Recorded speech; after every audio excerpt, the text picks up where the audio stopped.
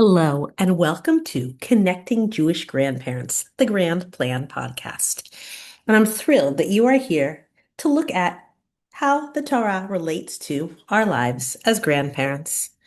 Last week, I spoke about transitioning out of Pesach and how the Torah portion of Shemini would really help us with that process. But you know what? It helped a little.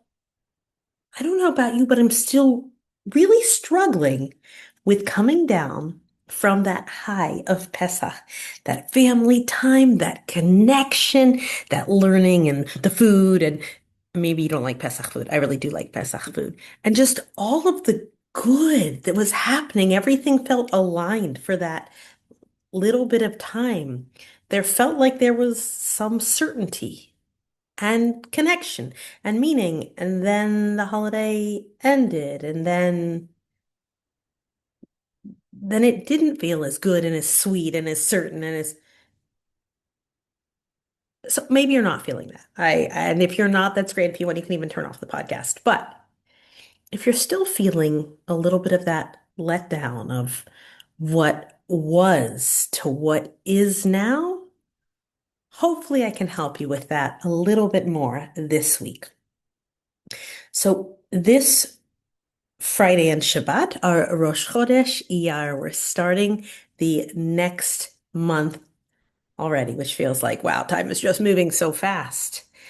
But what's really cool, I think, is that this Friday Shabbat experience of Rosh Chodesh is actually how the very first Rosh Chodesh Iyar happened, just after the first Pesach, the Exodus from Egypt, Yetziat Mitzrayim.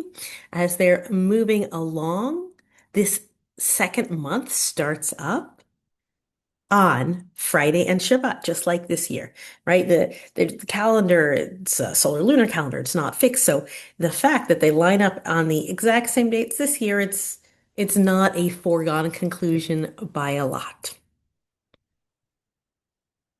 And one might think that at this time of the Exodus, where they've just experienced all these miracles and the plagues and the sea splitting and their great freedom and the pillar of fire guiding them at night and the cloud of glory leading them the day, you would think that they would be like euphoric, that they would still be floating from this incredible and divine experience. You would think. But that is not the case. And just like I'm feeling a little bit down right now, a little bit bitter, so were they as they were approaching Rosh Chodesh Iyar. The Torah recounts that they are in a place, a location called Marah. And they're just a week after splitting the sea, and it had been miraculous, and they're on a high, and they're in the desert. And then they find water, and you would think that that would elevate them and be excited. But the water they find is bitter, and that's why the place is called Marah. Mar means bitter. The water is undrinkable. And the moment very quickly goes from miraculous to an enormous disappointment. And as you probably know from the whole story of Bnei Yisrael in the wilderness, the people complain. They grumble, they mumble, they moan. And Moshe cries out to the Almighty, and God shows Moshe a certain piece of wood, and Moshe acts and puts the wood into the water and transforms it into something drinkable, something sweet. Maybe you already know the story. If you do, wonderful. It's a good story, right? It's part of the story of our people of the Torah. But I want to pause in that story to wonder, why wasn't the water sweet to begin with? Why did they initially have the struggle of the bitter water? The Almighty can do anything. Why did he make the water bitter? And then, when the water was already bitter, right? Okay, we can question that. We'll put that question on the shelf for a minute. Water is bitter. Why didn't God instantaneously, once Moshe cried out, just make the water sweet? He made the water blood in Egypt. Why doesn't he just make the water sweet? Why does Moshe have to do something? Why does Moshe have to pick up the piece of wood? Because this is the turning point. This, the transformation from bitter to sweet, cannot be passive. Humans have to participate in that process, right? Sitting idly by does not change a situation. It's not transformative to be passive. It cannot be. It requires taking the initiative and physically doing something. And here it's something as simple as picking up a piece of wood and putting it in the water. Though it wasn't simple because it was the wood that God directed him to.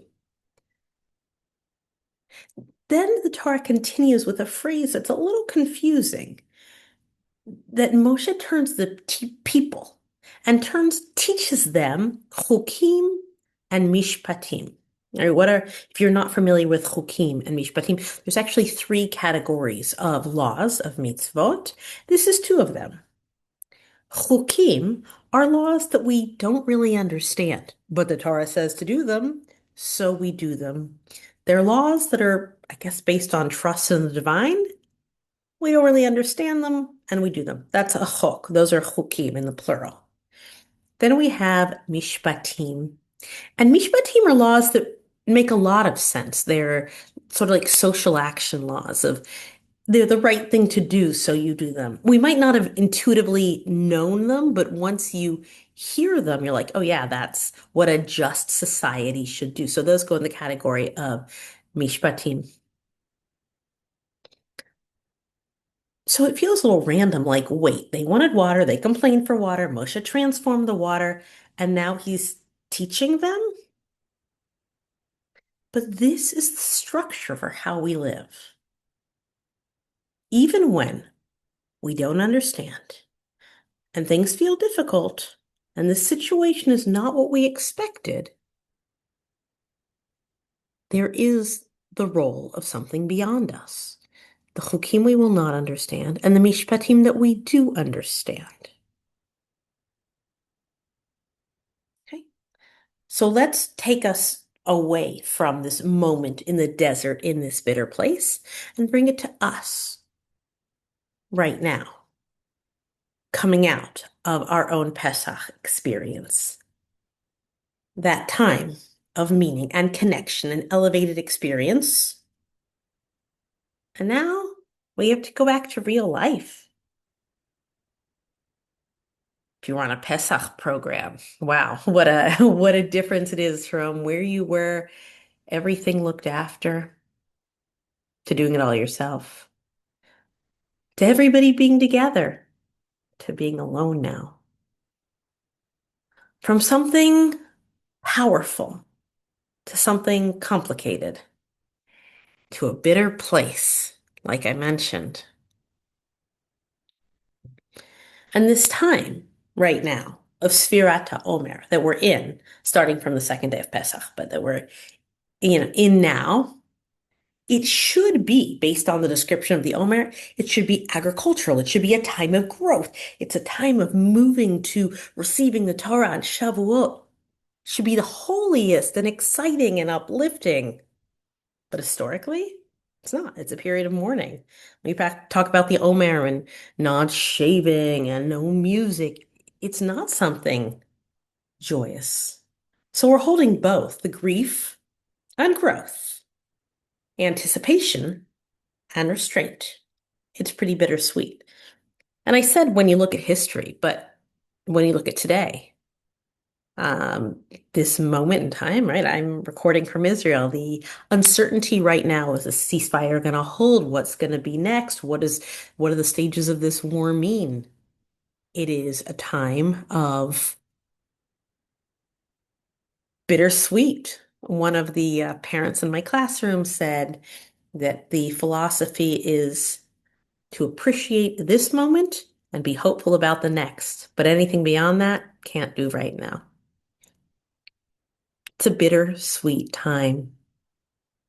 We have Yom HaShoah this week, Holocaust Memorial Day. We're gonna have Yom HaZikaron next week, Remembrance Day. There is a lot of bitterness right now. But I said this episode is meant to help us, not to hold us. But I want to reflect on that bitterness isn't coming from nowhere. If you're in a place that does not feel light, it does not feel sweet, you are not alone. When Bnei Yisrael was in Marah, in a bitter place, that transition to something different was not automatic. It required action. It required structure. It required commitment, even without full understanding of the situation. And this is how they transition into the month of Iyar, of turning bitter to sweet. Now, I keep calling it the month of Iyar, but that's actually its Babylonian name. The Jewish months are often referred to by their Babylonian name. That's how history ended up playing out. But the Torah calls it the second month. The first month was Nisan. That was when we became a nation, became a people on the Exodus from Egypt. And now we are at the second month. Now, I said the Torah calls it the second month, but actually in Tanakh, in Melachim, it's referred to as Ziv, radiance. And the idea of that radiance is that right now, the sun is out. The light is radiant, but it's not overwhelming. It's not overbearing sun like you might have in July and August. And in the Targum, it's known as Nitzan, bud, a flower that's just beginning. This is a month of becoming. It's not full bloom. It doesn't have the emotional intensity that Nisan had. And it doesn't have, well, what lies ahead. This is the time of growth and potential, if we can do it sweetly. Because we all end up in experience, in moments, in Marah, in bitterness. That bitterness, it might manifest in relationships or expectations or family dynamics. It might be an internal bitterness. It might be situational. It might be external. And it might be coming and going, ebbing and flowing within you in this sort of ephemeral feeling. But the question is not, why is this happening? The question is, what do I do now? We can't just grumble like the people did. And if we're passive and we're just waiting for it to change, what does that accomplish? What can we do to get out of the bitterness and move it to something sweet? We talked about what Moshe did, where he physically did something. So, what can you physically do right now to change the situation if you're still feeling a little bitter? The next step was chok, something you didn't understand, but you do it anyway. What could that parallel in your life? And mishpatim, that's really like about interpersonal relationships. What can you be doing to benefit somebody else? Because that's when it comes around to benefit you. You know how that works, right? You do kindness for somebody else and you feel kinder to yourself as a result.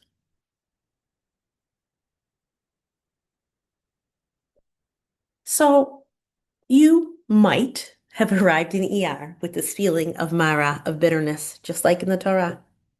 But this is a month of potential, of enormous potential, not because it's already sweet, but because you have the ability to transform it slowly and intentionally through action and thought and presence. And it isn't such a obscure or random idea. This moment, this month of Nitzan, of blooming, I said this week we have Yom HaShoah, Holocaust Memorial Day. And next week we have Yom HaZikaron, Memorial Day for fallen soldiers. But in Israel, that is immediately followed by Yom HaAtzmaut, Israel's Independence Day. And that transformation from the most bitter pain that you can imagine of mourning all of those that we've lost for the establishment and maintaining of our home, to the acknowledgement that it is our home, is the ultimate experience of Marah to matok, of bitterness to sweet. And that potential for the Nitzan, for the budding, for the blooming, the first flower of the promised redemption of our people, that is where we are.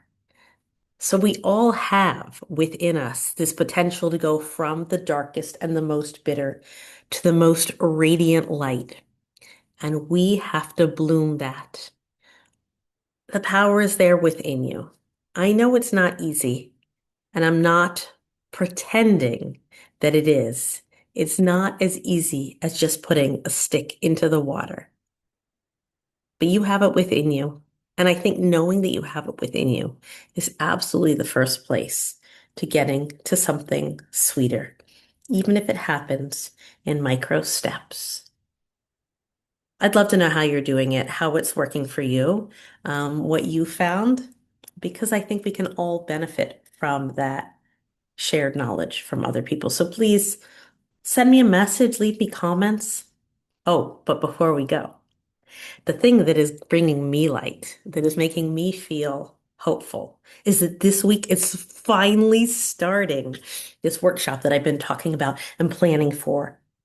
It's starting this week on Wednesday. If you're listening to this before Wednesday and you haven't signed up, sign up right now. There's still a few spots left, and I would love for you to be there on this journey of getting to understand the Avot and Imaot and how that, what they model for us as grandparents. So this week, we're looking at Avraham Avinu, Abraham, and him as a vision, receiving visions and what he does with those visions. And then we are going to look at our own vision on grandparenting and on being a grandparent and grandparenting, but it's really reflecting on ourselves and what we can be, how we can create that vision. That's week one. I'm super excited. If somehow you're listening this after we have started, you would miss that class and I would send you the recording.